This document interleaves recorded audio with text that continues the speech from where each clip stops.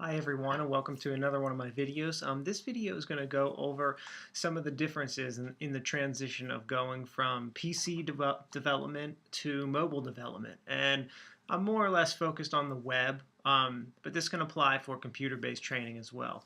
I wrote a blog post about this quite a while ago and recently published a paper on the topic. So I'm going to link this video to my blog and to the other blog posts. So you can find this on my blog as well as YouTube. Essentially, one of the first things that I notice when developing a mobile website are the idea of columns. On a standard PC, most of my websites, for the most part, have at least 2 columns, sometimes 3. And that's usually one for my content, one for my links, and maybe one for advertisements or extras. On the mobile web, this doesn't work. The reason it doesn't work is because I don't really want to zoom in. I want to zoom in as little as possible. So really, I now have 1 column, and I have 1 column to work with on the mobile web. When I put more than one, you always have to zoom for the most part. Becomes very difficult unless someone's looking at a tablet. But on the mobile device, I mean, they're very small. My phone's a little larger, so it's not so bad. But on the iPhone or iPod, it's a little tiny. Next thing that I want to think about when developing a website on the mobile web is my width.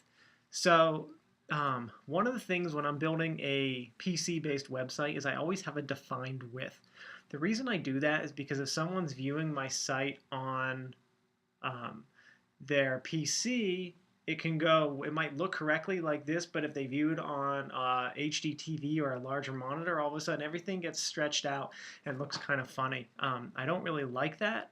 So I always have a defined width. I say, 900 pixels, 1,000 pixels, whatever it may be.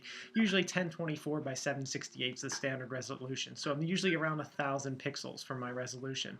But on the mobile phone, the problem is every single device has a different resolution and width.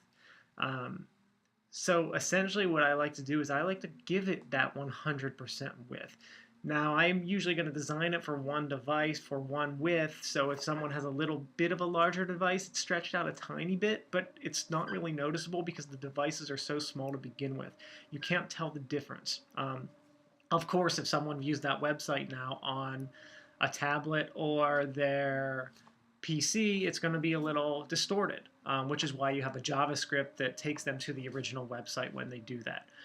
But for viewing on the mobile device, I like to have the percentage width. Next thing you need to think about is data. Well, a few things with data. First of all, cost. Someone may not be on wireless networks, but I'm not going to really discuss that. But the main thing is really high-speed internet to 3G and 4G speeds. We're so used to developing websites now with 3 and 4G or with high-speed internet. We don't even think about dial-up anymore. We don't think about modems. We don't think about that whatsoever. We don't hear that little buzz and, welcome to AOL anymore. We now have high speed. Everyone's got cable internet or faster. We don't even think about that. However, with the mobile device, a lot of people are still on 3G networks. 3G is like the old dial-up. And 4G, to be honest with you, I have it. I've had it for about a year, tried it in several different cities. It's not much faster than 3G, in my opinion, in general. I mean, it doesn't compare to high speed, at least not now. It's just not there yet. So you really have to think about that. So you can't bog a site down with huge graphics. I mean, large file size graphics or video, because it's just not really, it's not too convenient just yet. And then you also have data usage problems. All the new carriers now are charging you. They don't give you unlimited data. I'm fortunately on an unlimited data plan.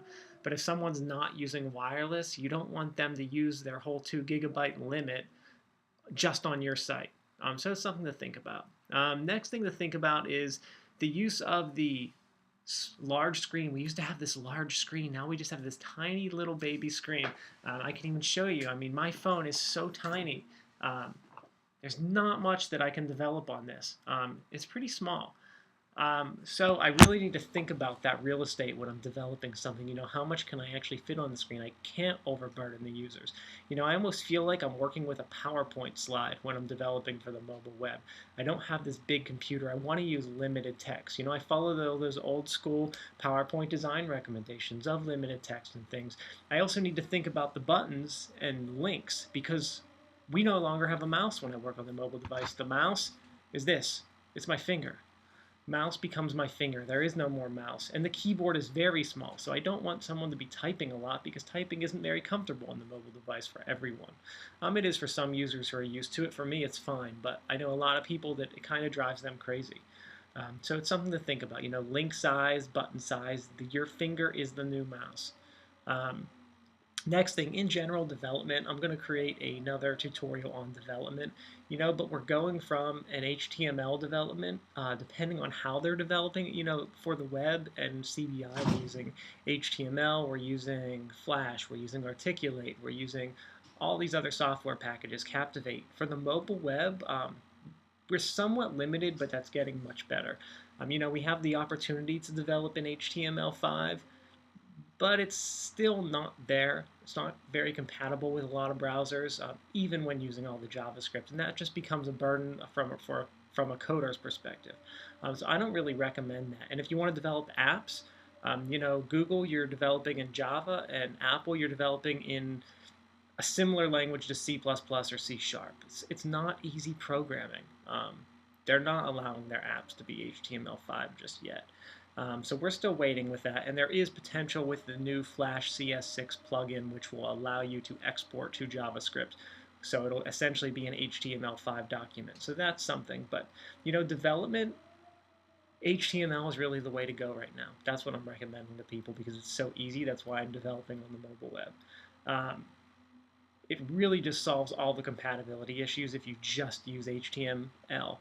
Not going with the CSS3, JavaScript, HTML5 just yet. Just stick with plain HTML and CSS, and it's working very well on pretty much every mobile browser. At least it works very well on Android and Apple, which are the two main ones.